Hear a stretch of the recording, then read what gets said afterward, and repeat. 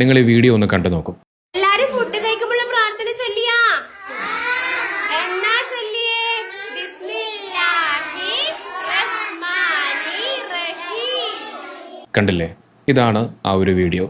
കഴിഞ്ഞ കുറച്ച് ദിവസങ്ങളായി സമൂഹമാധ്യമങ്ങളിൽ വലിയ രീതിയിൽ വൈറലായിക്കൊണ്ടിരിക്കുന്ന ഒരു വീഡിയോ ആണിത്. ഒരു അധ്യാപിക തൻ്റെ ക്ലാസ്സിലെ കൊച്ചു കുട്ടികൾക്ക് ഭക്ഷണം കഴിക്കുന്നതിന് മുമ്പ് ചൊല്ലേണ്ട ബിസ്മി ചൊല്ലിക്കൊടുക്കുന്ന ഒരു വീഡിയോ ആണിത്. ആ അധ്യാപികയെ ഒറ്റ നോട്ടത്തിൽ തന്നെ കാണുമ്പോൾ മനസ്സിലാകും അവരൊരു ഹൈന്ദവ സഹോദരിയായിട്ടുള്ള ഒരു അധ്യാപികയാണ്. നിമിഷങ്ങൾക്കുള്ളിൽ ഈ ഒരു വീഡിയോ ലക്ഷക്കണക്കിന് ആളുകളിലേക്കാണ് എത്തിയത്. ഈ വീഡിയോ വലിയ രീതിയിൽ വൈറലായി മാറി. നമ്മുടെ നാട്ടിൽ വർഗീയത വിതറി ലാഭം കൊയ്യാൻ കാത്തിരിക്കുന്ന സംഖ്യകൾ ഈ ഒരു അവസരം മുതലെടുത്തു. ഞാൻ ഭാരതീയൻ എന്ന പേരിൽ സോഷ്യൽ മീഡിയയിൽ നിരന്തരമായി വിദ്വേഷ പ്രചാരണം നടത്തുന്ന ഒരു സംഘി ഈ ഒരു അധ്യാപികയെ വിമർശിച്ചുകൊണ്ട് ഒരു വീഡിയോ ചെയ്തു. ഒരു ഹിന്ദുവായ ഒരു അധ്യാപിക എല്ലാ മതവിഭാഗത്തിലും പെട്ട കുട്ടികൾക്ക് ബിസ്മി ചൊല്ലിക്കൊടുക്കുന്നത് എങ്ങനെ ശരിയാവും? നേരെ തിരിച്ച് ഇതുപോലെ ഏതെങ്കിലും ഒരു മുസ്ലിം കുട്ടിയോട് ഹിന്ദു ആചാരപ്രകാരമുള്ള ഒരു ഭോജനമന്ത്രം ചൊല്ലിച്ചാൽ എന്താകും ഇവിടുത്തെ അവസ്ഥ എന്നൊക്കെ പറഞ്ഞ് ഈ ഒരു വിഷയത്തിൽ വർഗീയത കണ്ടെത്താൻ തുടങ്ങി. അവൻ്റെ ആ ഒരു വീഡിയോ നിങ്ങളെ ഞാനൊന്ന് കാണിക്കാം. എല്ലാരും ഫുഡ് കഴിക്കുമ്പോൾ പ്രാർത്ഥന ചൊല്ലിയാ എന്നാ ചൊല്ലിയേ ബിസ്മില്ലാഹി റഹ്മാനി റഹീം. പ്രിയപ്പെട്ടവരെ, ഒരു മതത്തിനെയും അവഹേളിക്കാൻ വേണ്ടി പറയുന്നതല്ല. ഇവിടുത്തെ രണ്ട് തരത്തിലുള്ള ഇരട്ടത്താപ്പ് ചൂണ്ടിക്കാണിക്കാൻ വേണ്ടിയാണ് ഈ വീഡിയോ ചെയ്യുന്നത്. കുട്ടികൾ ആഹാരം കഴിക്കുന്നതിന് മുമ്പ് ടീച്ചർ അവരോട് മുസ്ലിം ആരാധന പ്രകാരമുള്ള ഖുർആൻ വാക്കുകൾ ഉദ്ധരിക്കാൻ പറയുന്നു. കുട്ടികൾ അത് ഏറ്റുപറയുന്നു. നല്ലത്, നന്നായി വരട്ടെ. ഇത് കേരളത്തിന്റെ മതേതര പ്രവർത്തനങ്ങളുടെ ചിന്താഗതിയാണെങ്കിൽ നാളെ ആ കുട്ടികളെ കൊണ്ട് ഹിന്ദു ആരാധന പ്രകാരമുള്ള ഒരു ഭോജന മന്ത്രം ചൊല്ലിച്ചാൽ ഈ നാട്ടിൽ എന്തൊക്കെ വിപ്ലവമായിരിക്കും നടക്കാൻ പോകുന്നത്? ചൊല്ലിച്ച ടീച്ചറിന്റെ പണി പോകും. അവരെ സമൂഹ മധ്യത്തിൽ കുറെ ഗുണ്ടകൾ അറ്റാക്ക് ചെയ്യും. മീഡിയാസ് അവരെ കൊണ്ട് കണ്ടന്റ് വാല്യൂ കൂട്ടും. പലതവണ പല കാര്യങ്ങളിൽ നമ്മൾ ഇത് കണ്ടതാണ്. മതപഠനശാലകളിൽ ചൊല്ലേണ്ട മന്ത്രങ്ങൾ അവിടെ മാത്രം മതി, മറ്റുള്ളവർക്ക് അത് കുത്തിക്കയറ്റാൻ നോക്കണ്ട.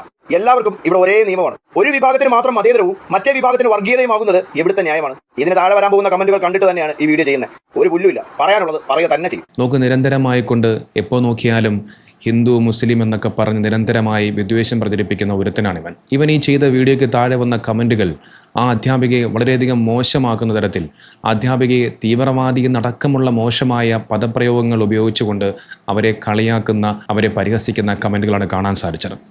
നോക്കൂ, സത്യാവസ്ഥ എന്താണെന്ന് പോലും അറിയാതെ, അതിൻ്റെ നിജസ്ഥിതി എന്താണെന്ന് പോലും മനസ്സിലാക്കാതെയാണ് ഈ ഭാരതീയനടക്കമുള്ള സംഘികൾ ഈ ഒരു വിഷയത്തെ ഏറ്റുപിടിച്ചത്. ഒരു പാവം അധ്യാപികയെ സമൂഹത്തിന് മുന്നിൽ അവഹേളിച്ചു. അല്ലെങ്കിൽ മുസ്ലിമീങ്ങളെ വിമർശിക്കാൻ എന്തെങ്കിലും ഉണ്ടോ എന്ന് കാത്തിരുന്ന് അതിൽ വർഗീയതയും വിദ്വേഷവും ഉണ്ടാക്കുക എന്നുള്ളത് സംഘികളുടെ സ്ഥിരം പരിപാടിയാണ്. അതിൻ്റെ യാഥാർത്ഥ്യം അല്ലെങ്കിൽ അതിൻ്റെ നിജസ്ഥിതി എന്താണെന്ന് പോലും ഇവന്മാർ മനസ്സിലാക്കാറില്ല എന്നുള്ളതാണ്. നമുക്ക് ആ വീഡിയോ ഇവൻ്റെ സോഷ്യൽ മീഡിയ പേജിൽ ഇപ്പോൾ കാണാൻ സാധിക്കില്ല. അമളി പറ്റിയതാണ് എന്ന് അറിഞ്ഞതോടുകൂടി ഇവൻ ആ വീഡിയോ അവൻ്റെ സമൂഹ മാധ്യമ പേജുകളിൽ നിന്നും വീഡിയോ നീക്കം ചെയ്തു. അവൻ ആ വീഡിയോ മുക്കി, അതിപ്പോൾ കാണാനില്ല.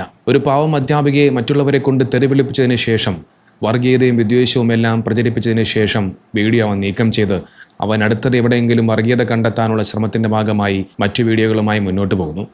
നോക്കൂ, ഇതിൻ്റെ പേരിൽ ആ ടീച്ചർ അനുഭവിച്ച, ആ അധ്യാപിക നേരിട്ട സൈബർ ആക്രമണം, ആ അപമാനം, അതിനാരും മറുപടി പറയും? നോക്കൂ, ഇതുപോലെയുള്ള സംഘികളെ കൊണ്ട് വർഗീയത പറഞ്ഞ് മനുഷ്യരെ തമ്മിലടുപ്പിക്കാനല്ലാതെ സ്വന്തം സമുദായത്തിൽപ്പെട്ട ആളുകൾക്ക് എന്തെങ്കിലും ഉപകാരം ഇവന്മാർ ചെയ്തിട്ടുണ്ടോ?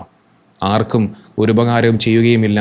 ഇനി മറ്റേതെങ്കിലും ഇതര മതസ്ഥർ എന്തെങ്കിലുമൊക്കെ സഹായം ചെയ്തു കഴിഞ്ഞാൽ അതിനെയും ഇല്ലാതാക്കാൻ ശ്രമിക്കുകയാണ് ഇത്തരം ആളുകൾ. തനിക്കെതിരെ നിരന്തരമായി ഉണ്ടാകുന്ന സൈബർ ആക്രമണങ്ങൾ സഹിക്കാൻ കഴിയാതെ അവസാനം ആ അധ്യാപിക തന്നെ മറുപടിയുമായി നേരിട്ട് രംഗത്ത് വന്നു. ആ അധ്യാപികയുടെ വാക്കുകൾ നമുക്കൊന്ന് കേൾക്കാം. എല്ലാരും ഫുഡ് കഴിക്കുമ്പോൾ പ്രാർത്ഥന ചൊല്ലിയാ എന്നാ ചൊല്ലിയേ ബിസ്മില്ലാഹി റഹ്മാനി റഹീം. ഞാൻ കഴിഞ്ഞ ദിവസം സ്കൂളിലെ മക്കൾ ഭക്ഷണം കഴിക്കുന്ന ഒരു വീഡിയോ ഇട്ടിട്ടുണ്ടായിരുന്നു. ശരിക്കും പറഞ്ഞിട്ടല്ല, എനിക്കിപ്പോൾ അത് ഇങ്ങനെ എന്താ പറയണ്ടേ, ഇൻസ്റ്റാഗ്രാമിൽ ഇതിങ്ങനെ വൈറലായിക്കൊണ്ടിരിക്കലാന്ന്. അപ്പം എനിക്ക് അതിനൊരു മറുപടി പറയണം എന്ന് തോന്നിയിട്ട് ഞാൻ വന്നതാണ് കേട്ടോ. എല്ലാവർക്കും കുറേ സംശയങ്ങൾ അതിൽ വന്നിട്ടുണ്ട്. ഞാൻ ഗവൺമെൻറ് സ്കൂളിൽ പോയിട്ടാണ് ഇങ്ങനെ പറഞ്ഞു കൊടുക്കുന്നത്, ഹിന്ദു കുട്ടികൾക്കും ക്രിസ്ത്യാനികൾക്കുമാണ് ഇങ്ങനെ മുസ്ലിം മതം പഠിപ്പിക്കുന്നത്, പ്രാർത്ഥന പഠിപ്പിക്കുന്നത് എന്നൊക്കെ വന്നിട്ടുണ്ട്. ഞാനുണ്ടല്ലോ പിന്നെ ഇസ്ലാമിക് പ്രീ സ്കൂളിലാണ് വർക്ക് ചെയ്തത്. അപ്പോൾ അവിടെ മുസ്ലിം കുട്ടികൾ മാത്രമേ ഉണ്ടാവുള്ളൂ. അപ്പോൾ അവർക്ക് വേണ്ടിയിട്ട് പഠിപ്പിച്ചു കൊടുത്തിയാണത്. അവർ പഠിക്കുമ്പോൾ ഞാനും കേട്ട് പഠിച്ച് അങ്ങനെ ഞാൻ പഠിപ്പിച്ചു കൊടുത്തിയാണത്. അപ്പോൾ അതിന് ഒരുപാട് ബാഡ് കമൻറ്റും ഒരുപാട് പേരെന്നെ ടാഗ് ചെയ്തിട്ടും ഇപ്പം ഇങ്ങനെ എന്നാ പറയണ്ടേ, ഇങ്ങനെ അങ്ങനെ ആക്കുന്നുണ്ടെന്ന. പിന്നെ അതിൽ ഇസ്ലാമിക് പരമായിട്ട് ഒരുപാട് കാര്യങ്ങൾ ആ സ്കൂളിൽ പഠിപ്പിക്കുന്നുണ്ട്. അപ്പോൾ അത് റിലേറ്റഡ് ആയിട്ട് പറഞ്ഞു കൊടുത്തതാണ് ഞാൻ. അപ്പോൾ ഞാൻ ഇതിൽ എൻ്റെ ഇൻസ്റ്റ ഐ ഡി തന്നെ ഞാൻ ആദ്യം ഒരു വീഡിയോ ഇട്ടിട്ടുണ്ടായിരുന്നു, വണ്ടിയിൽ കയറുമ്പോൾ ചൊല്ലുന്നൊരു പ്രാർത്ഥന. അപ്പോൾ അതുപോലെ മാത്രമേ ഞാൻ ഈ ഒരു വീഡിയോ കണ്ടിട്ടുള്ളൂ.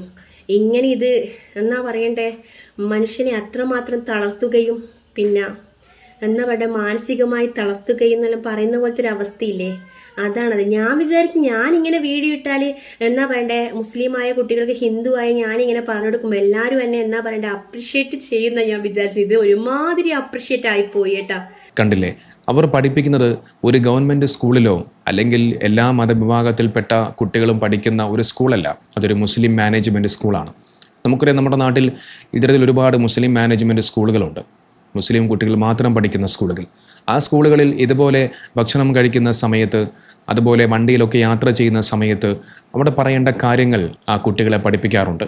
അത്തരത്തിൽ അതിൻ്റെ ഭാഗമായിട്ട് ആ അധ്യാപിക പറഞ്ഞ ഒരു കാര്യം, അതായത് മുസ്ലിം കുട്ടികളോട് പറഞ്ഞു കൊടുത്ത ഒരു കാര്യത്തിനെയാണ് ഇവിടെ കുറേ സംഘികൾ അതിനെ വർഗീയപരമായി ചിത്രീകരിക്കാൻ ശ്രമിച്ചത്. നോക്കൂ, ഈ അധ്യാപിക ഇതാദ്യമായിട്ടല്ല, ഇതിനു മുമ്പും ഇത്തരത്തിൽ കുട്ടികളെ വണ്ടിയിലൊക്കെ കൊണ്ടുപോകുന്ന സമയത്ത് ചൊല്ലേണ്ട ദിക്റുകളൊക്കെ ചൊല്ലിക്കൊടുക്കുന്ന ഒരുപാട് വീഡിയോകളൊക്കെ അവർ സമൂഹ മാധ്യമങ്ങളിലൂടെ ഇതിനു മുമ്പും പങ്കുവച്ചിരുന്നു.